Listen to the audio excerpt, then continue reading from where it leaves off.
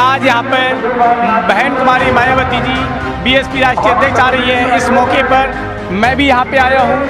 आज मुझे यहाँ लगा कि अगर भाजपा को हरा सकता है तो वो बीएसपी पार्टी है, इसलिए आज मैं बीएसपी के समर्थन में यहाँ पे आया हूँ। अभी नरेंद्र मोदी ने मानसरोवर में पटेल साहब की मूर्ति लगाई है, 303,000 करोड़ की मूर्ति लगाई है। उसमें किसी को दर्द तो नहीं हुआ हमारे बहुजन समाज में।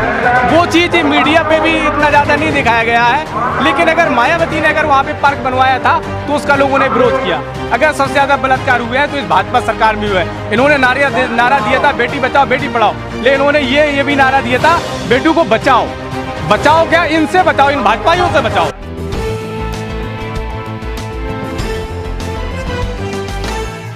क्या नाम आपका? मेरा नाम आशीष बौद्ध है और मैं एक समाज सेवी हूँ।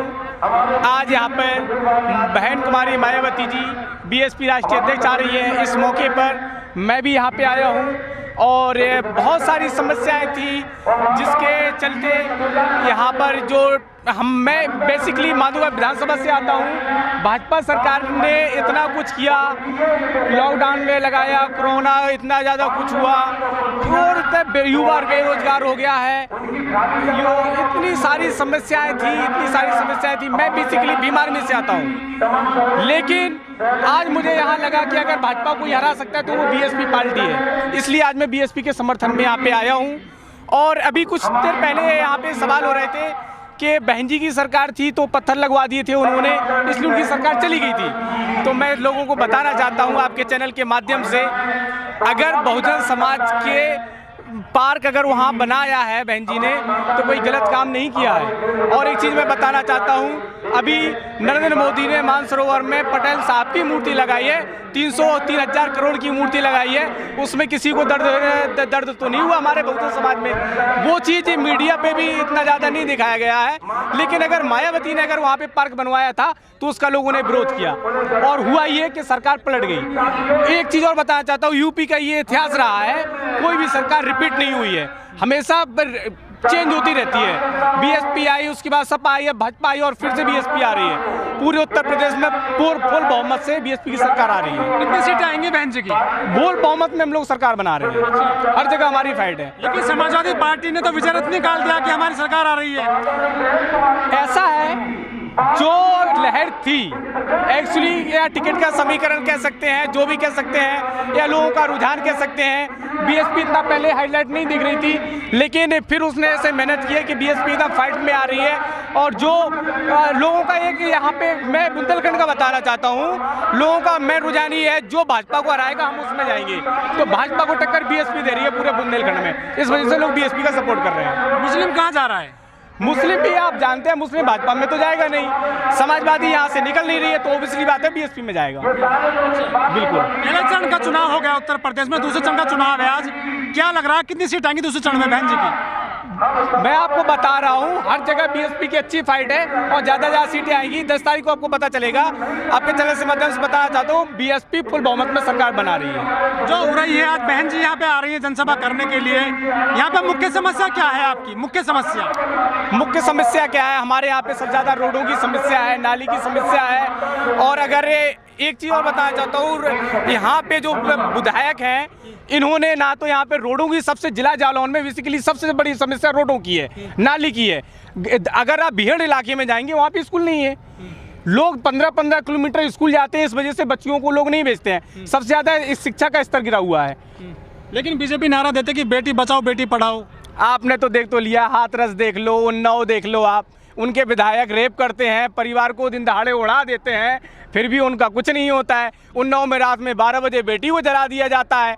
इतने ज़्यादा अगर आप गूगल करके देखिए, आप मीडिया से आपको पता होगा, अगर सबसे ज़्यादा बलात्कार हुए हैं तो इस भाजपा सरकार में हुए हैं। इन्होंने नारा दिया था बेटी बचाओ बेटी पढ़ाओ, लेकिन इन्होंने ये भी नारा दिया था बेटू को बचाओ। बचाओ क्या? इनसे बचाओ, इन भाजपाइयों से बचाओ। ये लुंगे लखपंडिये, ये लोग इतने गंदे लोग हैं, इन्होंने सबसे ज़्यादा इनके नेताओं ने बलात्कार किए हैं, लेकिन इनका कुछ नहीं हुआ है। लेकिन लखीमपुर में तो अजय मिश्रा का बेटा बाहर आ गया है। अजय मिश्रा के दिन दहाड़े किसानों का मुद्दे पे मैं आता हूँ। 700 से ज़्यादा किसान शहीद हो गए सरकार में, और दिन दहाड़े आशीष मिश्रा के लड़के ने किसानों के ऊपर दिन दहाड़े ये गाड़ी चला देती है, फिर भी उनका कुछ नहीं होता है, जांच में भी वो गलत पाया जाता है। तो ये भाजपा सरकार को उत्तर प्रदेश के युवाओं ने बिल्कुल को मन बना लिया है कि भाजपा सरकार को यहाँ से हटा देंगे। बुंदेलखंड में कितनी सीटें आएंगी बहन जी की? 10 से 12 सीटें के समथिंग मुझे ऐसा लग रहा है कि आएंगे। हाँ, लेकिन आरोप लगता है कि जब बहन जी की सरकार आती है वो पार्कों में बहुत पैसा खर्च करती है। पार्कों में यार, अगर हमारा पूरे उत्तर प्रदेश में हमारे लोगों के लिए, बहुजन समाज के लिए अगर एक पार्क बनाया है, हम लोगों के कहीं पे ऐसी जगह नहीं थी कि हम लोग के लिए, अगर पूरा बहुजन समाज के, सर्व समाज के लोगों के लिए अगर एक पार्क बनाया हम लोग की व्यवस्था, जहाँ पे हम लोग रैली करें, अगर एक बना दिया तो लोगों के पेट में क्यों दर्द होता है? उन्होंने 3000 करोड़ की मूर्ति लगा दी, हमारे तो दर्द नहीं हुआ है। अगर हमारे लोगों के, हमारे महापुरुषों के इतिहास को अगर उन्होंने बचा के रखा है, हमारे महापुरुषों की अगर फोटोएं लगा दी है, तो इन भाजपाइयों को, इन लोग को क्यों दर्द होता है? यहाँ सबसे बड़ी समस्या है बुंदेलखंड में पलायन की। लोग यहाँ से रोजी रोटी के लिए बाहर जाते हैं। इसका मुख्य कारण ये है, अगर ये सरकार डबल इंजन की सरकार है, केंद्र में भी है, राज्य में भी है, अगर ये सरकार यहाँ पे इंडस्ट्री डालती तो हमारे लोगों को यहाँ से पलायन नहीं करना पड़ता। यहाँ पे रोजगार नहीं है, इस वजह से लोग बाहर जाना पड़ता है। अगर बीएसपी की सरकार आती है तो हम लोग की उनसे मुख्य मांग ये रहेगी कि यहाँ पे कुछ ना कुछ ऐसा इंडस्ट्री एरिया बनाया जाए जिससे हमारे लोग पलायन न करें, उनको रोजगार यहाँ मिले। बहुत से लोग चले गए हैं बीएसपी से सपा में, भाजपा में, कह रहे मिशन चलाएंगे बाबा साहब का वहाँ पर। अरे मिशन क्या, जहाँ बाबा साहब की विचारधारा है, अगर उन्होंने वहाँ मिशन नहीं चला पाए, अगर वो किसी दूसरे पार्टी में जाके बाबा साहब की जहाँ बात ही नहीं होती है, जहाँ अम्बेडकरवाद की बात नहीं होती है, वहाँ मिशन कैसे चला पाएंगे वो? जहाँ पे बाबा साहब की बात होती है, बाबा साहब के विचारों को फॉलो किया जाता है, वहाँ बाबा साहब का मिशन नहीं चला पाए। अदर पार्टी कोई बाबा साहब की बात नहीं करती है। सर, सूखे के लिए भी काफ़ी बदनाम है पूरा बुंदेलखंड, उरई, झांसी, जालौन, यहाँ ऐसा खबर आती है कि भूख से लोग मर जाते हैं। बिल्कुल सही बात है। यहाँ का जो क्षेत्रीय नेता है उन लोग का ये, अगर ये लोग ऐसा व्यवस्था करें कि लोग भूखमरी के नौबत आती है, आज या देख लीजिएगा, अगर ये गवर्नमेंट अगर 5 किलो अगर गल्ला दे रही है गांव में, उसके चक्कर में यहाँ पे गाय जो है, इतना ज़्यादा किसानों की फसलें नष्ट हो जाती हैं। उनके लिए कुछ सुविधा हो जिससे कि हम लोग की फसल नष्ट ना हो, तो हम लोग को भूखमरी की ये नौबत काहे के लिए आए? गाय की पूजा तो करा रहे हैं वो। अरे गाय की पूजा ये जिन्होंने किया क्या है? हिंदू मुस्लिम के अलावा धर्म की राजनीति ये लोग करते हैं। अगर इन्होंने शिक्षा पे काम किया होता, बेरोजगारी पे काम किया होता, स्वास्थ्य पे काम किया होता, तो ये सरकार कोई हटा नहीं पाता। तो राम मंदिर तो बना रहे हैं। राम मंदिर ये कहाँ से बना रहे हैं? राम मंदिर सुप्रीम कोर्ट की देन है, सुप्रीम कोर्ट संविधान के अधीन चलता है, ये कहाँ से राम मंदिर बना लेंगे? कह रहे मथुरा की बारी है। अरे यार, ये लोग तो क्या, ये इनके जितने बड़े जुमलेबाज हैं ये लोग कि आपको क्या बताएं। ये राम मंदिर कैसे बना लेंगे? संविधान के अकॉर्डिंग सुप्रीम कोर्ट है, सुप्रीम कोर्ट ने फैसला दिया, वो बनेगा। इन्होंने उसमें क्या कर दिया, सो ये बनाएंगे। सुप्रीम कोर्ट तो पहले भी था ना। अरे सुप्रीम कोर्ट पहले था, जिस चीज के जब पुख्ता सबूत मिलेंगे, सुप्रीम कोर्ट उससे हद पहुंचेगा, उससे फैसले पे तभी तो फैसला देगा ना। इतने जल्दी तो फैसला नहीं होता है ना। तो आज फैसला दिया है तो राम मंदिर बन रहा है। ये मुद्दा चलेगा इस बार चुनाव में राम मंदिर का। ये लोग राम मंदिर के नाम पे ही वोट ले रहे हैं, लेकिन जनता इतनी समझदार है, वो धर्म की राजनीति करते हैं, जनता समझ गई है। इन लोगों के ये हाल हो रहे हैं जिला जालौन में, खुद उरई और मेरी विधानसभा माधोगढ़ से इनके भाजपा के नेताओं को गांव में नहीं घुसने दिया जा रहा है, तो ये कहां से सरकार बना लेंगे? लेकिन सर, इस बार में बड़े मुद्दे आ गए हैं, जिन्ना, गन्ना, बुरखा, हिजाब। ये इनका काम है लोगों में दंगाई करवाना। या मैंने आपसे पहले बता चुका हूँ, ये धर्म की राजनीति करते हैं। इन्होंने हिंदू मुस्लिम में कैसे करेंगे? अगर ये मुस्लिम के ऊपर अटैक नहीं करेंगे, मुस्लिम की बात नहीं करेंगे, उनसे गलत बोलेंगे, तभी तो हिंदू मुस्लिम हो पाएगा ना। तो ये धर्म की राजनीति करते हैं। अगर ये धर्म की राजनीति छोड़ के शिक्षा, बेरोजगारी, इन चीज़ों पे अगर बात करेंगे तो कुछ हो सकता था, पर इन्होंने ये नहीं किया। ये धर्म की राजनीति करते हैं और सभी समाज, सर्व समाज, हिंदू हो, मुस्लिम हो, सिख हो, ईसाई हो, बौद्ध हो, जैन हो, पारसी हो, सभी लोग समझ गए ये धर्म की राजनीति करते हैं। अब इनका कुछ नहीं होने वाला है, लोग समझदार हैं, वोट वो अपने हिसाब से ही देंगे, इनके बहकावे में नहीं आने वाले हैं। कह रहे हैं हिंदुओं को मजबूत कर रहे हैं हम। हिंदू को कम मजबूत कर रहे हैं? क्या ये हाथरस में जो कांड हुआ, क्या वो हिंदू नहीं थी? हिंदू थी ना। हिंदू धर्म में रात्रि में 100 का अंतिम संस्कार ही नहीं होता है। इनके लोगों ने उसका अंतिम संस्कार करवा देते हैं पुलिस के दबाव में आके। तो ये हिंदू कहाँ मानते हैं? एक और आपको एक सच्चाई आपके चैनल से बताना चाहता हूँ। ये हिंदुत्व की बात करते हैं, ये हिंदुत्व की बात करते हैं। हिंदुत्व की बात सुनो, हमारा राष्ट्रीय ध्वज तिरंगा है, और आरएसएस के पैटर्न पे ही ये भाजपा सरकार चलती है।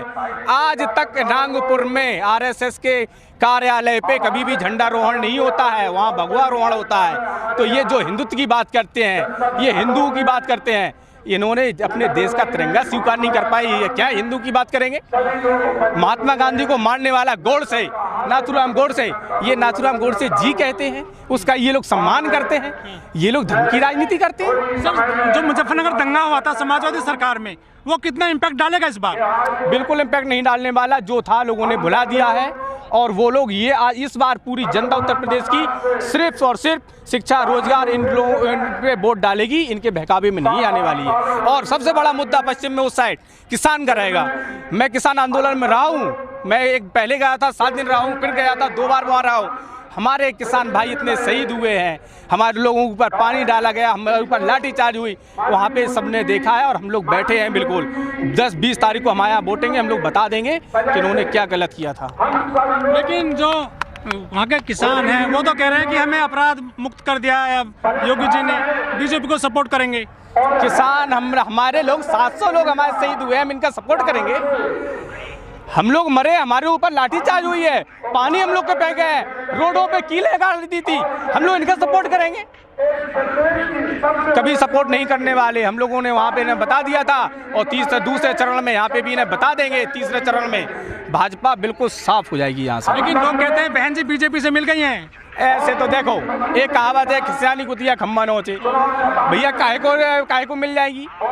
ये तो सब ये लोग हार रहे हैं, इसलिए जनता में जाके ऐसी मनगढ़ंत कहानियां बना रहे हैं कि लोग हमारा वोट बिखर जाए। लेकिन लोग समझदार हैं, बहन जी ना ही मिली थी और ना ही मिलेंगी। जो मीडिया है वहाँ बहुत कम आंका जा रहा है, बहन जी को कम सीटें दिखाई जा रही हैं। 2007 का मैं आपको वाक्य बताना चाहता हूँ। 2007 में जितने भी एग्जिट पोल होते थे, बीएसपी को तीसरे नंबर पे, दूसरे नंबर पे दिखाते थे, और बहन जी ने फुल बहुमत में सरकार बनाई थी 2007 में। ऐसा ही आपको दोबारा चमत्कार देखने को मिलेगा।